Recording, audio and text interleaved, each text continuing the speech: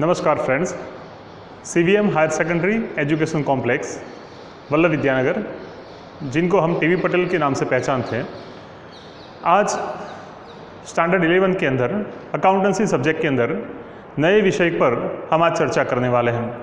आप सभी स्टूडेंट्स का हार्दिक स्वागत करता हूं। फ्रेंड्स, हमने अगले जो एपिसोड थे उसके अंदर स्टैंडर्ड 11 के अंदर लेसन नंबर फर्स्ट, जिसके अंदर अकाउंटेंसी के इम्पोर्टेंस, उसके मीनिंग, उसके एडवांटेजेस, लिमिटेशंस के बारे में हमने पढ़ा था, या उसके ऊपर से हमें थोड़ी सी जानकारी प्राप्त की थी। और ऐसे कुछ वर्ड्स जो अभी तक हमने पढ़े नहीं हैं, ऐसी टर्मिनोलॉजी को हमने सीखा था, जैसे कि capital, drawings, interest on drawings, interest on capital etcetera. ऐसी टर्मिनोलॉजी को हमने पढ़ा था। फ्रेंड्स, हमारी जो अकाउंटेंसी की जो सिस्टम है उसके अंदर हम डबल एंट्री सिस्टम से हम अकाउंट को प्रिपेयर करते हैं, और एक देशी नामा सिस्टम जो पिछले कई सालों से हमारे पूर्वज जो थे उसको हम लिखते थे।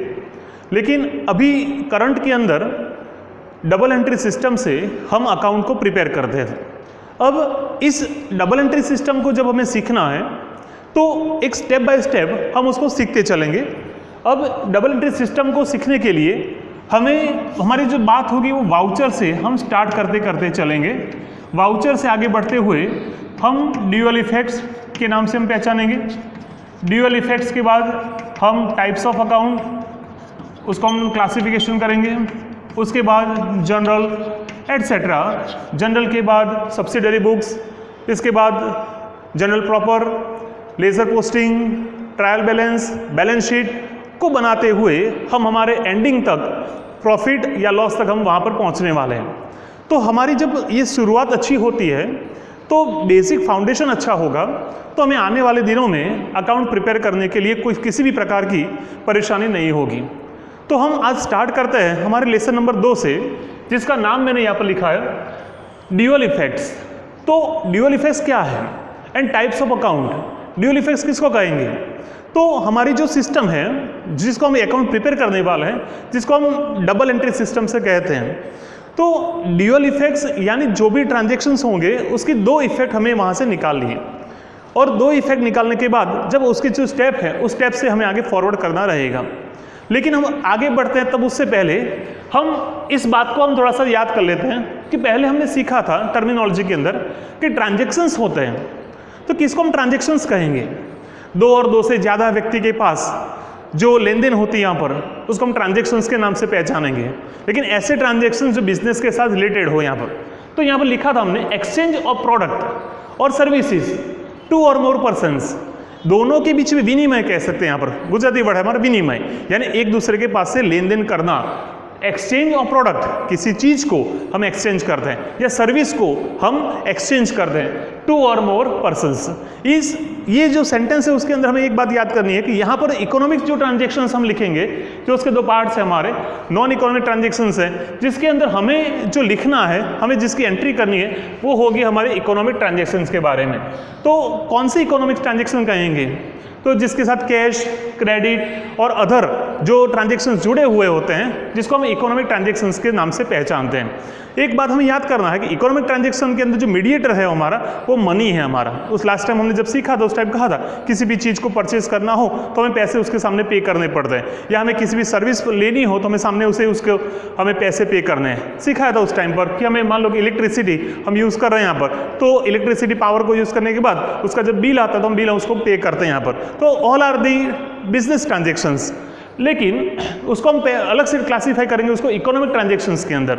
नेक्स्ट जो हमारा है वो नॉन इकोनॉमिक ट्रांजैक्शंस, जिसके अंदर मनी वहाँ पर जुड़े नहीं होते यहाँ पर। तो नॉट रिकॉर्डेड हमारी जो बुक है हमारी अकाउंटेंसी की डबल एंट्री सिस्टम के अंदर, ऐसे नॉन इकोनॉमिक ट्रांजैक्शंस को हमें रिकॉर्ड करना नहीं है। तो आज जो शुरुआत करने वाले उसमें 2 बातें हमने सीखी, economic transactions and second non economic transactions. Simple word में कहना हो तो हम ऐसा कर सकते हैं कि ऐसे ट्रांजैक्शंस जिसके अंदर मनी एक्सचेंज वैल्यू के तौर पर वहाँ पर रहता है यहाँ पर, और नॉन इकोनॉमिक ट्रांजैक्शंस के अंदर वहाँ पर मनी वहाँ पर बीच में होता नहीं है। सिंपल सी बात को हम आगे कंटिन्यू करते हुए, अब इकोनॉमिक जो ट्रांजैक्शंस थे उसके अंदर हमने 2 फिर से एक ट्रांजैक्शंस निकाले, 2 टाइप्स निकाले। उसको हम कहेंगे कैश ट्रांजैक्शंस और क्रेडिट ट्रांजैक्शंस। तो कैश किसको कहेंगे और क्रेडिट किसको कहेंगे, वो बात को भी हमें एक बार पहचाननी है। और आज का टॉपिक भी वही है कि कैश ट्रांजेक्शन्स और क्रेडिट ट्रांजेक्शन्स को हम कैसे पहचानेंगे। तो ये जो मैंने सामने एग्जाम्पल भी लिखे हुए वो इसके रिलेटेड है यहाँ पर। तो हमें पहचानना है ट्रांजेक्शन्स तो है, लेकिन कैश कैसे और क्रेडिट कैसे, उस बात पर आज हमें बहुत अच्छी तरह से पढ़ना है यहाँ पर। जब भी हम ट्रांजेक्शन्स को देखते हैं तो उसके अंदर कैश जुड़ी हुई होती है, यहाँ पर पैसे लेन देन होते हैं, यहाँ पर मनी की ट्रांजेक्शन्स बीच में होता है यहाँ पर, तो वो सभी कैश ट्रांजेक्शन्स के अंदर कवर करते हैं। और क्रेडिट के अंदर तो हम एक बात को अच्छी तरह से समझें कि क्रेडिट ट्रांजेक्शन्स के बारे में और कैश ट्रांजेक्शन्स के बारे में पिछले एपिसोड में हमने पूरी अच्छी तरह से बात की थी। तो क्रेडिट ट्रांजेक्शन्स के अंदर आज पैसे नहीं देते हैं, लेकिन आने वाले दिनों में हमने जो उसको टर्म दी है, हमने उसको एश्योरेंस दिया था 1 वीक या 1 मंथ या जो भी हमने उसको दिया था, उस बेस पर हमें उसको पैसे लौटाने थे। आज क्रेडिट ट्रांजेक्शन आज क्रेडिट है, लेकिन आने वाले दिनों में इन फ्यूचर वो हमारा कैश ट्रांजेक्शन बनने वाला है। तो ये रहे कैश ट्रांजेक्शन्स और क्रेडिट ट्रांजेक्शन्स मित्रों। लेकिन हमें एक बात अच्छी तरह से जानना है कि जब हम अकाउंट प्रिपेयर करेंगे तब हमारे पास सीधी तरह से कभी ट्रांजेक्शन्स लिखे होते नहीं हैं। हमारे पास वो बेस होता है, हमारे पास वाउचर के नाम से हम उसको पहचानते हैं। Voucher means as the evidence of the transactions, हमने ट्रांजेक्शन्स किया है उसका वो एविडेंस जिसको हम वाउचर के नाम से हम पहचानते हैं।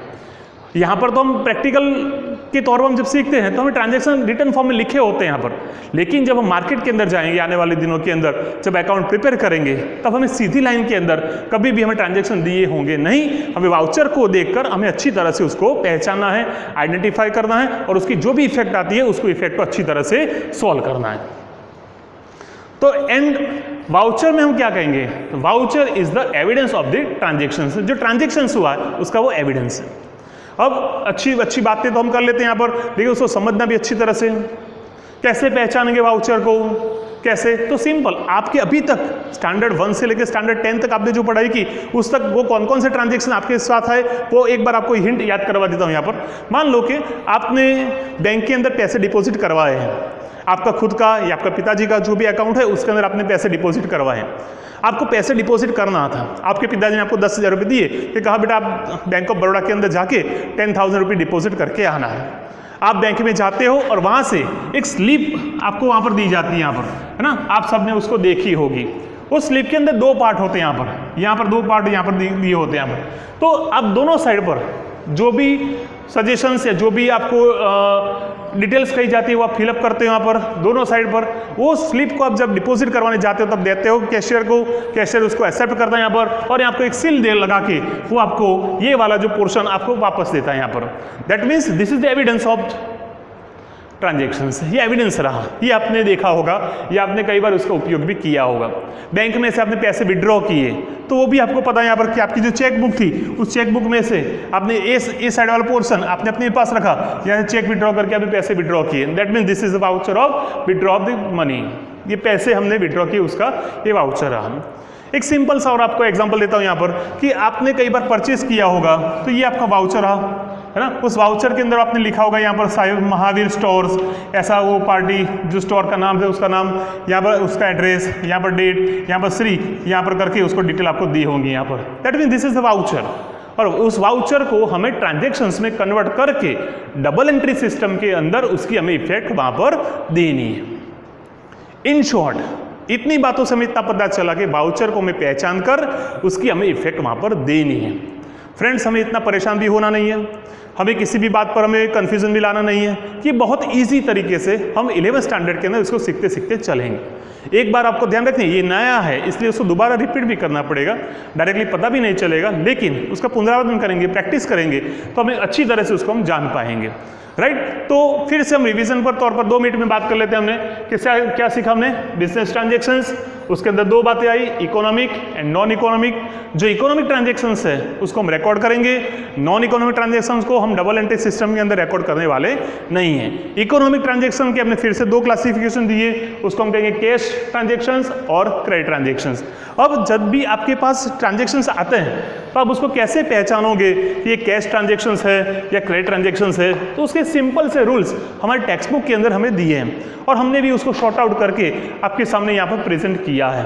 कैसे हम पहचानेंगे कि this is a cash transaction, this is a credit transaction, तो हमें सिंपल से छोटे छोटे 3-4 रूल्स बनाए हैं, उसको हम पहचान कर हमें ये जो ट्रांजेक्शंस है उसको हमें क्लासीफाई हमें करना है।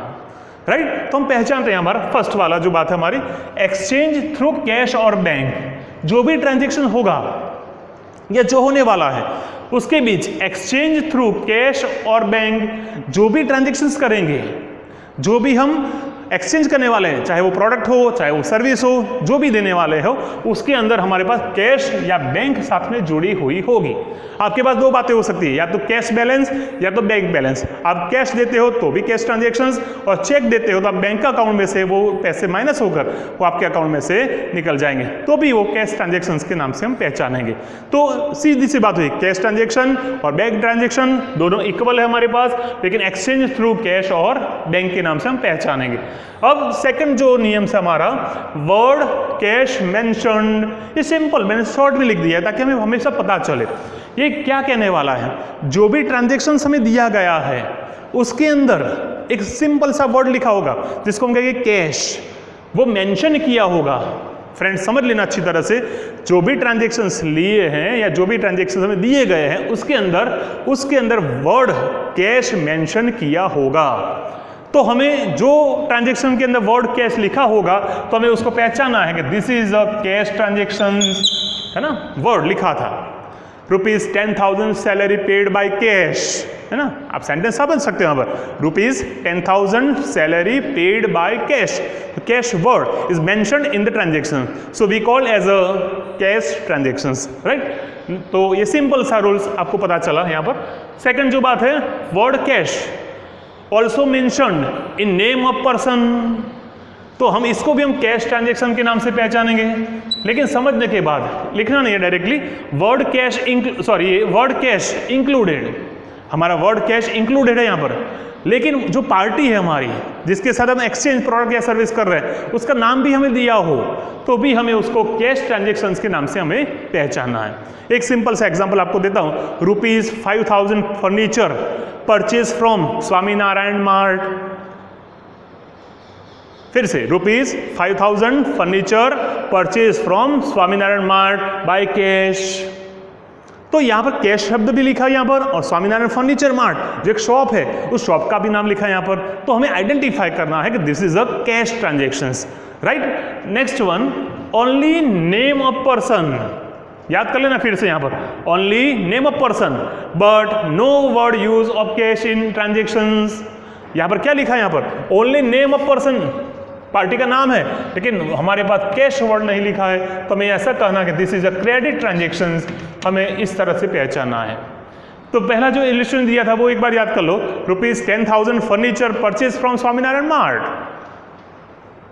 फिर से रिपीट कर रहा हूं आपके लिए, ₹10,000 furniture purchase from Swaminarayan mart. तो यहां पर पार्टी का नाम लिखा है स्वामीनारायण फर्नीचर मार्ट, लेकिन यहां पर वो कैश वर्ड या बैंक वर्ड ऐसा कहां पर लिखा नहीं है, तो हमें आइडेंटिफाई करना है this is a credit transactions. And last one is definitely affected cash और बैंक। ऐसे ट्रांजेक्शन्स को देखते हैं, ऐसे ट्रांजेक्शन्स को हम पहचानते हैं, आइडेंटिफाई करते हैं, तब हमें डायरेक्टली पता चल जाता है यहाँ पर this is affected by two cash और बैंक। डायरेक्टली इफेक्ट करता है कैश को, डायरेक्टली इफेक्ट करता है यहाँ पर बैंक को। एक सिंपल सा example, ₹1,000 electricity bill paid, ₹1,000 commission received. ये दोनों ट्रांजेक्शन आप देख लो, कहीं पर भी कैश वर्ड भी नहीं है, कहीं पर पार्टी का नाम भी नहीं है, फिर भी हम उसको कहेंगे कैश ट्रांजेक्शंस के नाम से हम उसको पहचानते हैं, right. This is all rules of cash और क्रेडिट ट्रांजेक्शंस। कैश और क्रेडिट ट्रांजेक्शंस को पहचानने वाले 4 नियम हमारे पास दिए गए हैं। फिर से समरी बेस पर आपको याद करवाता हूं और उसके बेस पर हम एग्जाम्पल सॉल्व करने वाले हैं, राइट। तो फिर से, वर्ड एक्सचेंज थ्रू कैश और बैंक, जो ही ट्रांजेक्शंस जो एक्सचेंज करते हैं कैश और बैंक के साथ, ये सिंपल थियरी बात थी।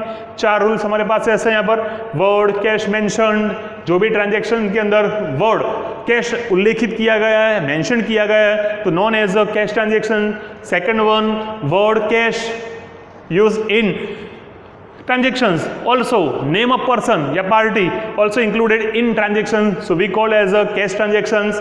Number 3, only name of person or party but no word use of cash in the transaction, so we called as a credit transactions. And last one, definitely affected cash or bank transactions, we called as a cash transactions, right. बहुत simple सी बात आपके सामने यहाँ पर रखी थी। तो अब इसको एक बार रिपीट कर लेना, इसको अच्छी तरह से याद कर लेना, ताकि आने वाले दिनों के अंदर ये परेशानी हमारे सामने आए नहीं। अब ये रिलेटेड जो हमें जो लिखा था, ये 4 रूल्स जो हमने लिखे थे, अब पहले तो हम ये जो हमें 11 यहाँ पर इलस्ट्रेशन लिख के दिए हैं आपके सामने, उसको हम पहचानेंगे। पहली बात तो हम ये आइडेंटिफाई करते हैं, दिस इज इकोनॉमिक ट्रांजेक्शन और नॉन इकोनॉमिक ट्रांजेक्शन, राइट। पहले हमें इसको आइडेंटिफाई करना है कि ये जो ट्रांजेक्शन्स दिए गए हैं वो इकोनॉमिक है या नॉन इकोनॉमिक है। जो इकोनॉमिक है तो उसको हम रिकॉर्ड करेंगे, नॉन इकोनॉमिक है उसको हम रिकॉर्ड करेंगे नहीं हमारे सिस्टम के अंदर। वो आइडेंटिफाई हो जाने के बाद हम उसको राइट, ये फर्स्ट एग्जांपल हो गया, और सेकंड होगा हमारा कि दिस इज कैश ट्रांजेक्शन और क्रेडिट ट्रांजेक्शन। हम उसको आइडेंटिफाई करेंगे ये कैश ट्रांजेक्शन है या क्रेडिट ट्रांजेक्शन है, वो हमारे रूल्स के हिसाब से, right. Start. Number 1, goods sold in cash for ₹500।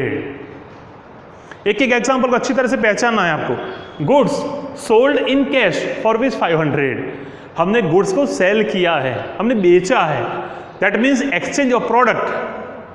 तो this is a economic transactions, तो हम यहाँ पर साइड में लिख सकते हैं कि ये इकोनॉमिक ट्रांजेक्शंस है और इसके हम हमारे बुक्स के अंदर एंट्री हम करेंगे। Next one, this is cash और क्रेडिट। तो सिंपल सी बात थी कि goods sold in cash for ₹500, that means word of cash used in transactions. Rules number 1 के हिसाब से हम इसको कहेंगे this is a cash transactions. आपको आइडेंटिफाई करना है एज अ पार्टी आप क्या कर रहे हो। फ्रेंड्स, एक बात आपके साथ फिर से शेयर करना चाहूँगा, जब भी आप अकाउंट प्रिपेयर कर रहे हो तो आपको खुद को एक पार्टी बनाना है कि आप किस बिजनेस का आप अकाउंट लिखने वाले हो। चाहे मैं महावीर स्टोर्स नाम की एक दुकान है मेरी, तो मैं उसका मालिक हूँ, या चाहे अकाउंटेंट हूँ, तो मुझे महावीर स्टोर्स के हिसाब से हमें सोचना कि ये क्या होने वाला।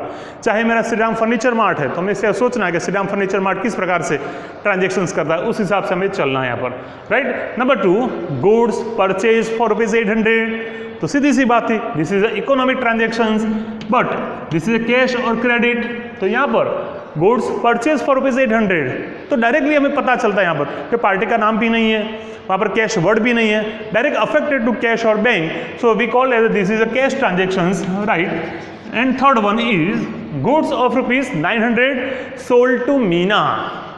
तो एक सिंपल सी बात थी, ये पता हो गई कि हमारे पास इकोनॉमिक ट्रांजेक्शंस तो हैं, लेकिन हमें ये याद करना है goods of ₹900 sold to Meena. In this transactions word of party या person use in the transaction, but no one use of words of cash. यहाँ पर कैश वर्ड नहीं है, लेकिन पार्टी या पर्सन का नाम है हमारे पास Meena. So this is a rules for number 3 के हिसाब से this is a credit transactions के नाम से हम इसको आइडेंटिफाई करेंगे। And number 4, goods of ₹2000 sold to Nutan for cash. ये उसी ट्रांजेक्शन को आप देखो, सेम बात है, लेकिन एक बात उन्होंने ऐड कर दी, फॉर कैश। पार्टी का नाम भी है ले और कैश वर्ड भी यूज किया गया यहाँ पर, that mean this is a economic transactions and also this is a cash transactions, right. And number 5 is salary paid ₹5000। पता चलता है यहाँ पर वर्कर्स जो हमारे वहाँ पर काम कर रहे हैं, अकाउंटेंट हमारे वहाँ पर काम कर रहे हैं, क्लर्क हमारे वहाँ पर काम कर रहे हैं, यहाँ पर हमने उसको सैलरी पे की, that means this is affected, definitely affected by cash और bank. This is economic transactions and also this is a cash transactions, right. Number 6, insurance premium paid ₹8000। हमने हमारे फर्म के बिजनेस का हमने इंश्योरेंस उतरवाया यहाँ पर, तो हमें उसका प्रीमियम पे करना था, पे करना था, पेड हमने कर दिया ऑलरेडी, और ₹8000 this is a economic transactions, also paid cash. Next one 7 number is goods of ₹200 received as a free sample. इसको अच्छी तरह से आप एक बार रिपीट करना फ्रेंड्स, देख लेना। गुड्स ऑफ ₹200, गुड्स हमारे वहां पर आ रहा है, यहाँ पर रिसीव्ड आ रहा है एज अ फ्री सैंपल। आप कई बार शॉप के अंदर जा रहे हो, वहाँ पर एक बात सिंपल एक ले लो, एक एग्जांपल के तौर पर, कि कई बार आप पर्सनली आप कोई स्पेशल टी आप यूज़ कर रहे हैं यहाँ पर, बरसों से उसका आप यूज़ कर रहे हैं यहाँ पर, और बिजनेसमैन को भी पता है यहाँ पर कि ये पार्टी आएगी तब यही चाय हमारे पास से वहाँ पर परचेज करेगी, लेकिन उसको दूसरी चाय पर उसको ट्रांसफ़र करना हो तो सैंपल बेस पर आपको एक छोटा सा पाउच चाहिए यहाँ पर कि मैडम एक बार इसको आप यूज़ करो, एक बार उसको टेस्ट करो, अच्छी लगती है तो ये इसको छोड़ो, इसको आप यूज़ करना है यहाँ पर। तो सैंपल बेस पर बिजनेसमैन प्रोडक्ट को कस्टमर तक पहुंचाने के लिए ये सैंपल वहाँ पर देते हैं। तो that means goods of ₹200 received as a free sample, हमें फ्री में देना है, इसलिए ये हमारे लिए नॉन इकोनॉमिक ट्रांजैक्शंस के नाम से हम पहचाने। पार्टी ने हमें फ्री में दिया और हमें भी कस्टमर को भी फ्री में देना है, इसलिए इसकी एंट्री हमारे रिकॉर्ड में होगी नहीं। Next one, furniture of ₹5,000 purchase from 3G furniture. हमने असेट्स परचेज किए friends, furniture 5,000 from 3G furniture mart, ये इकोनॉमिक ट्रांजैक्शन है। फर्नीचर हम परचेज कर रहे हैं, furniture comes in from 3G furniture mart, लेकिन no word can use of cash in this transaction, so we called as economic and also this is a credit transactions, right? Next one, commission received ₹3,200। तो ये अब पता चलना चाहिए, अब आप खुद भी आइडेंटिफाई कर सकते हो कि commission receive ₹3,200, that means this is a economic transactions and no word use of cash but definitely affected to bank और cash, so we called as a this is a cash transactions, right. Next one, 10 number, rent received by cheque ₹500। ये दोनों transactions में देखो cash transaction है, लेकिन यहाँ पर हमने received by cash by cheque, पैसे तो आ ही रहे आपके पास, वहाँ कैश से आ रहे हैं, यहाँ पर चेक से आ रहे हैं, that mean this is a economic transaction and also this is a cash transaction. And last one, telephone bill of ₹700 paid by cheque. हमने टेलीफोन सर्विस हमने 1 महीने तक यूज़ किया, हमने उसको सर्विस को अचीव किया था तो हमने उसका पेमेंट किया 700 paid by cheque, so this is expense, economic transactions and this is a cash transactions के नाम से हम इसको पहचानेंगे। सो ये तो एक छोटे से समरी बेस पर आपके सामने 11 एग्जाम्पल मैंने आपके सामने यहाँ पर रखे थे। आपका आज का काम ये रहेगा कि आप जैसे ऐसे ट्रांजेक्शंस आपकी टेक्स्ट बुक के अंदर जो दे रखे हैं यहाँ पर, आप उसको एक बार पढ़ो। बहुत सारे ट्रांजेक्शंस आपकी टेक्स्ट बुक के अंदर ऑलरेडी दे रखे हैं यहाँ पर, उस ट्रांजेक्शंस को आपको पढ़ना है, पढ़कर पहले पहचानोगे ये इकोनॉमिक है या नॉन इकोनॉमिक है। जब इकोनॉमिक ट्रांजेक्शंस है तो उसमें से देखो ये रूल्स के हिसाब से कि ये इकोनॉमिक ट्रांजेक्शंस है तो उसका रूल्स नंबर 4 जो कैश और क्रेडिट का है वो किस तरह इसको लागू करेगा यहाँ पर, तो आप उसको कैश और क्रेडिट के हिसाब से आप उसको आगे चल सकते हैं यहाँ पर। तो कैश और क्रेडिट को जानने से हमारी बात कंप्लीट नहीं होती है। अब कैश और क्रेडिट को हम पहचानने के बाद हमें उसको क्लासीफाई करना है, उसका अकाउंट के अंदर हमें उससे पहले भी एक काम करना है, ड्यूअल इफेक्ट्स, यानी ये जो हमारे ट्रांजेक्शंस है उसको हमें 2 इफेक्ट में उसमें कन्वर्ट करना है। एक सिंपल सा एक छोटा सा एग्जांपल लेकर मैं आज की बात कंप्लीट करने वाला हूं। यहाँ पर ये एक एग्जांपल देख लो, goods sold in cash for ₹500। हमने गुड्स बेचा यहाँ पर, सेल किया यहाँ पर, तो हमारा एक अकाउंट ओपन होता है यहाँ पर, सेल्स अकाउंट के नाम से हम पहचानते हैं यहाँ पर। एंड नंबर 2, कैश फॉर ₹500 हमने बेचा था तो सामने हमें पैसे मिल रहे हैं यहाँ पर, तो सेकंड एंट्री होगी हमारी कैश अकाउंट के नाम से हम पहचानते हैं। तो जो भी ट्रांजेक्शन इस प्रकार के आपके पास दिए गए 11 और उससे ज़्यादा टेक्स्ट बुक में जो दे रखे हैं यहाँ पर, उसमें से हमें आने वाले एपिसोड के अंदर ड्यूअल इफेक्ट्स को हमें आइडेंटिफाई करना है। ड्यूअल इफेक्ट्स को जानने के बाद हम उसके जो अकाउंट्स से उसके अंदर हमें उसको क्लासीफाई करना है, पर्सनल, रियल, नॉमिनल में उसको ट्रांसफर करने के बाद उसके जो रूल्स हैं डेबिट क्रेडिट के उसको हमें जोड़ना है और जोड़ते हुए हमें धीरे धीरे इस अकाउंट को पहचानना है। तो आज की जो बात थी उसको समरी बेस पर इतना कह सकते हैं यहाँ पर कि कैश और क्रेडिट को जाना, उसके ट्रांजेक्शन्स को जाने, टेक्स्ट बुक्स में दिए गए ज़्यादा एग्जाम्पल को आपको सॉल्व करना है। इसमें कोई भी परेशानी आ सकती है तो आप नोटबुक्स में लिख के आप मुझे शेयर कर सकते हैं यहाँ पर, और ये किसी भी प्रकार की परेशानी हो इस वीडियो के नीचे दिए गए चैट बॉक्स के अंदर आप अपने मैसेज को छोड़कर मैं आपके साथ पर्सनली शेयर करना चाहूँगा। Thank you.